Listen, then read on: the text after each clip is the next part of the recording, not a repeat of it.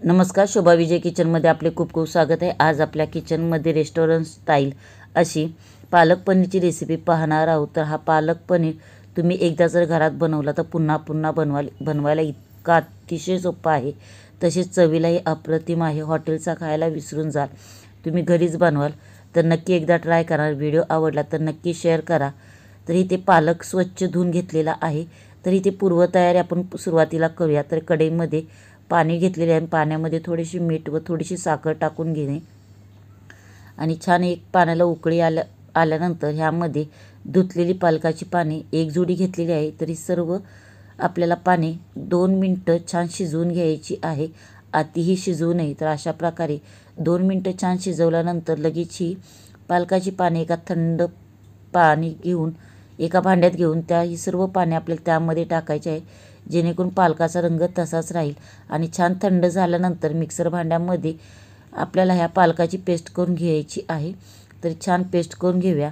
तर इथे पालक पनीरसाठी पालक इथे मी एक जुडी घेतली आहे। तर त्यासाठी एक वाटण बनवूया। 2 मध्यम आकाराचे टमॅटो, 1 गड्डी लसूण, तसेच आलं घेतलेलं आहे अर्धा इंच, काजू घेतलेले आहे 7 ते 8 आणि मध्यम आकाराचे 2 टमॅटो ते मिक्सर भांड्यामध्ये टाकून आपल्याला छान हे जे वाटण बनवून घ्यायचे आहे। तर त्यामध्ये हळद व धने पावडर टाकणार आहे 1 लहान चमचा आणि हळद टाकली आहे पाव लहान चमचा, तसेच लाल तिखट टाकलेले आहे 1 चमचा।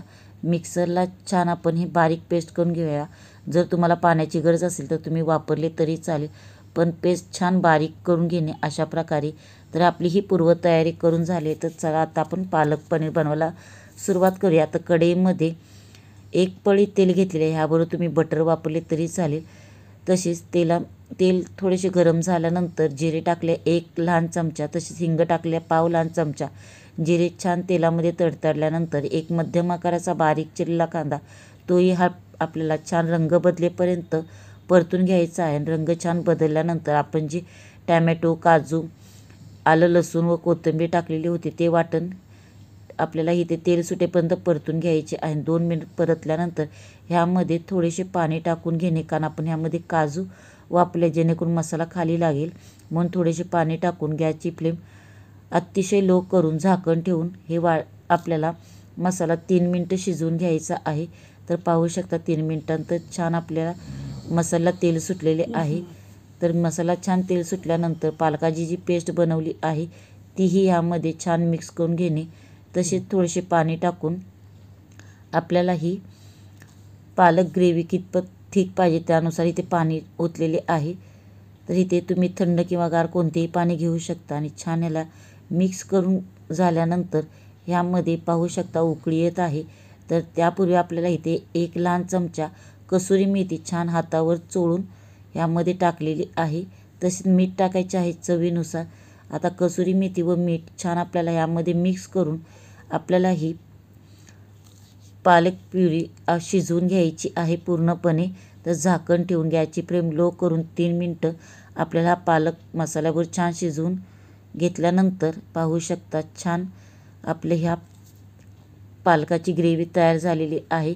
तर ह्यामध्ये पनीर टाकले 250 ग्रॅम। इथे तुम्ही पनीरचे प्रमाण कमी जास्त करू शकता। पनीर छान मिक्स करून झाल्यानंतर इथे गॅसची फ्लेम अतिशय लो करून 3 मिनिटं आपल्याला पालकाच्या प्युरीमध्ये पनीर छान शिजवून घ्यायचे आहे, जेणेकरून मसाले छान पनीरमध्ये मुरले जातील। आणि 3 मिनिटांनंतर इथे मी फ्रेश क्रीम घेतलेली आहे 2 चमचे, म्हणजे दुधावरची जी साय असते ती 2 ते 3 चमचे छान फेटून ह्यामध्ये मिक्स करणे ऑप्शनल आहे, नाही वापरली तरी चालेल, पण माझ्याकडे घरात होती म्हणून मी वापरलेली आहे। तर ही फ्रेश क्रीम आपल्याला 2 मिनिटं छान ह्यामध्ये शिजू द्यायची आहे। तर पाहू शकता आपला इथे पालक पनीर तयार आहे। तर ही नक्की तुम्ही पालक पनीरची रेसिपी ट्राय करा।